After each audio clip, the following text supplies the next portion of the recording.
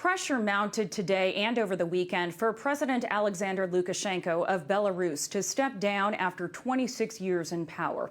Hundreds of thousands took to the streets to protest last week's presidential election, which has been widely denounced as fraudulent. With the support of the Pulitzer Center, special correspondent Simon Ostrovsky reports from the capital, Minsk.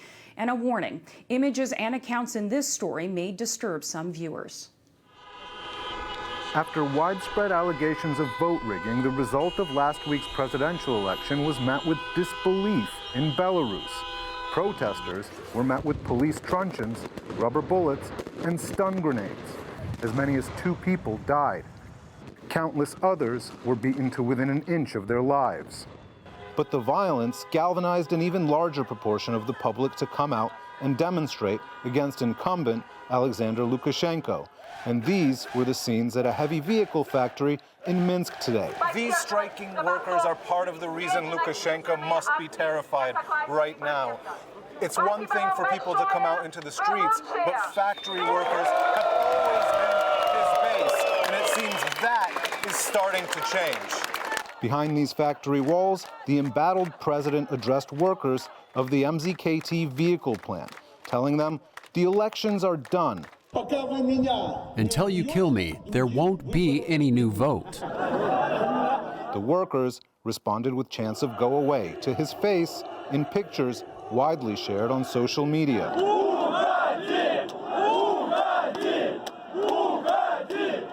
His helicopter departed just as protesters gathered outside the main entrance. He doesn't have the support of the majority and hasn't for the last 5 years.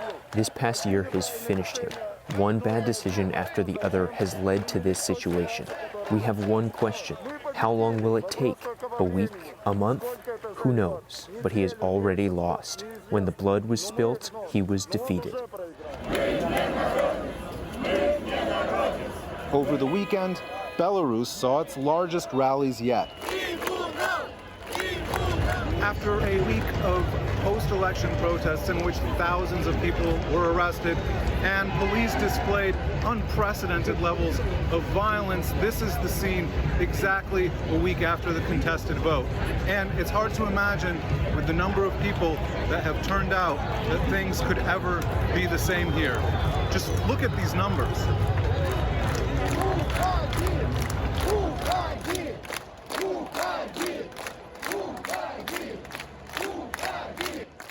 Today we have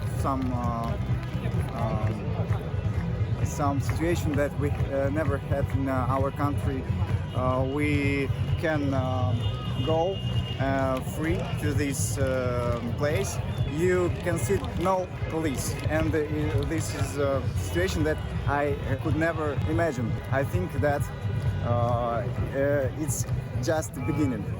The size of the crowds are extraordinary for any country, but especially for Belarus, where almost all forms of opposition have been suppressed for decades.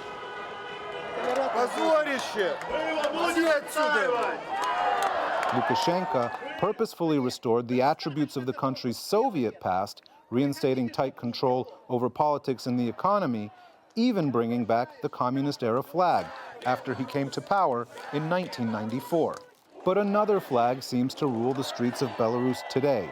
The red and white national flag, originally adopted when the country gained independence from the collapsing Soviet Union.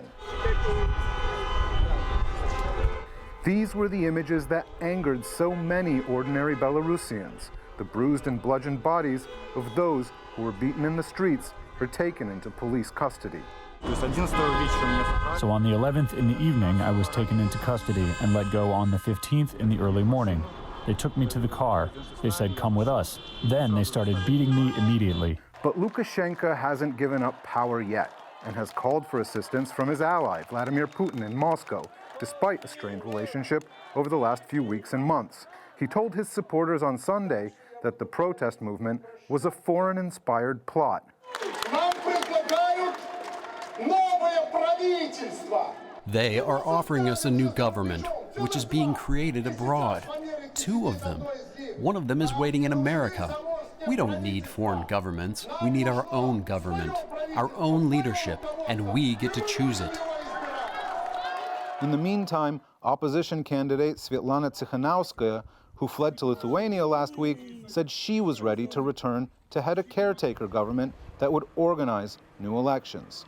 Я не хотела быть политиком. I never wanted to be a political leader, but fate conspired to put me on the front line in the battle against arbitrary rule and injustice. And now that much of the country is engaged in that battle, the fate of Lukashenko and Belarus remain in the balance. For the PBS NewsHour, I'm Simon Ostrovsky in Minsk.